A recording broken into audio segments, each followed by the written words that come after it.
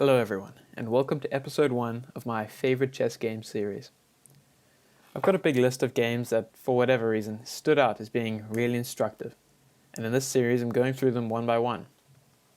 So in this first episode we're going to be looking at the most famous game in chess history, which is the Opera House game. It was played in 1858 between two nobles by the name of Duke Karl and Count Isouard, hope I said that right, and the famous American Paul Morphy. So as the story goes, Paul Morphy was very fond of the opera.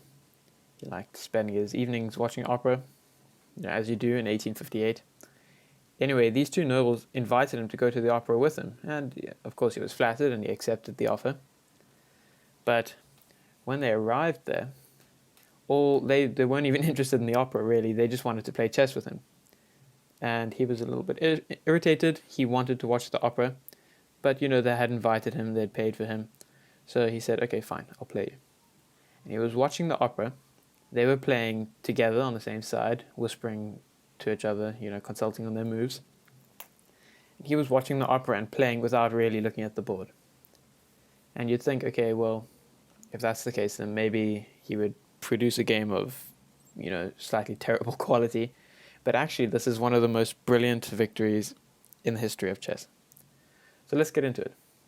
The first little thing we have to get out of the way is the concept of the bishop pair. You have to understand that in order to understand why a certain move that the nobles made was terrible.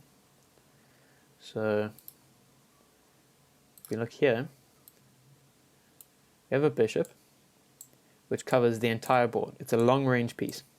Alright, it's capable of literally slicing the board in half across a long diagonal. Compare that to a knight, which can only cover a maximum of 8 squares. According to conventional wisdom, bishops and knights are both worth 3 points, the same as 3 pawns. But how can that be the case if the bishop is such a long-range piece and it can dominate the knight so easily, like this? See, the knight can't even move. How come they're worth the same?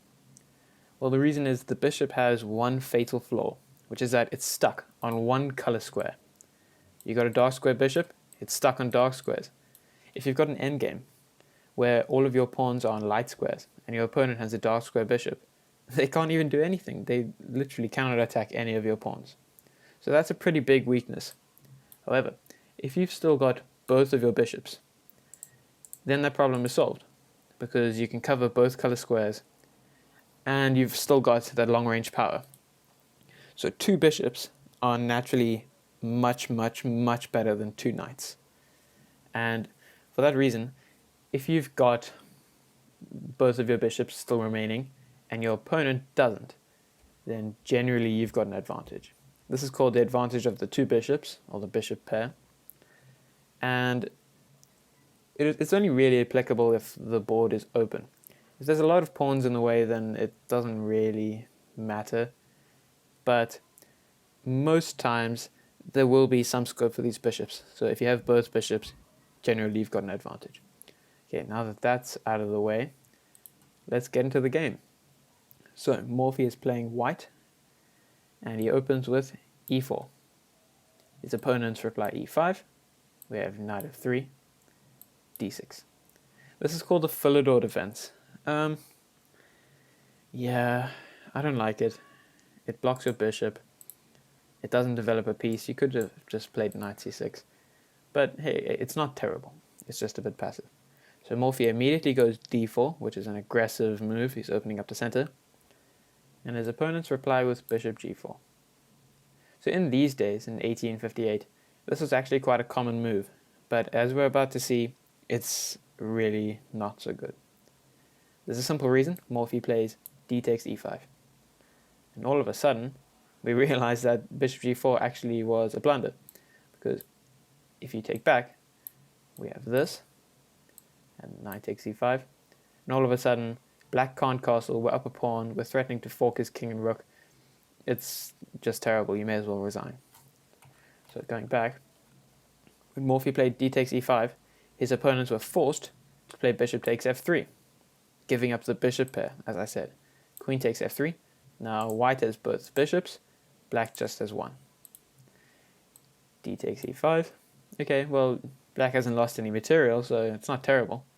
But now white has a bit of an edge, a bit of an advantage, and he starts pressing immediately with bishop c4, threatening checkmate on f7. Black blocks with knight f6, but this falls afoul of a little tactic, which is queen b3. Now we've got a double attack on the f7 pawn, and we're also attacking b7. So if black tries to protect b7, you'll probably just get mated. So black goes queen e7. And now most of us, I think 95% of us, would just take the pawn here. Let's see what happens. So we take the pawn here. Black goes queen b4 check. Takes, c3. Okay, we're up a pawn.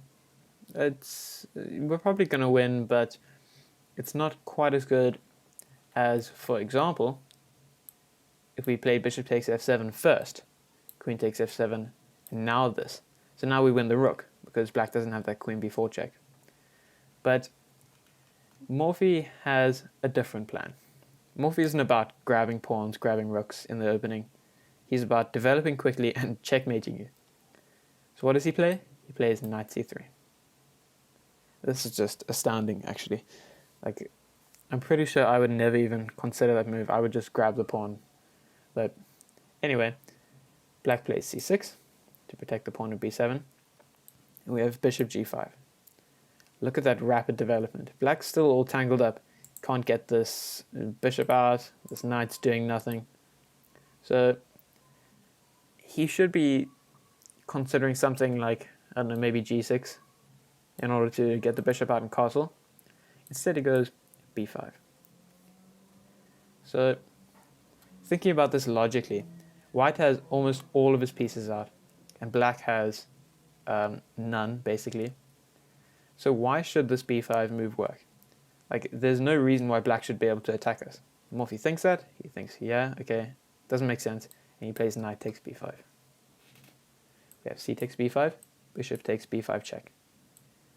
Black blocks, and then we castle with a double attack against that knight. So black plays rook d8. This is a really picturesque position, if you ask me.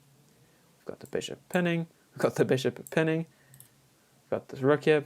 The only thing wrong with it is this rook on h8. It's doing nothing. And Morphy thinks, okay, I need a way to get it into the game fast. So he plays rook takes d7. It's not really a sacrifice, because after rook takes d7 there's still a pin, so we can take that rook whenever we like. And now rook d1. Ta-da!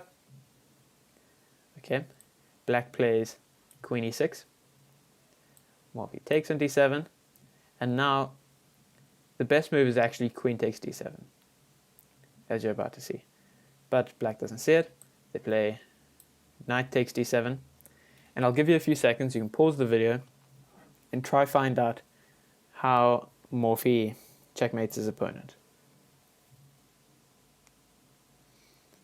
Okay, well, hopefully you found it.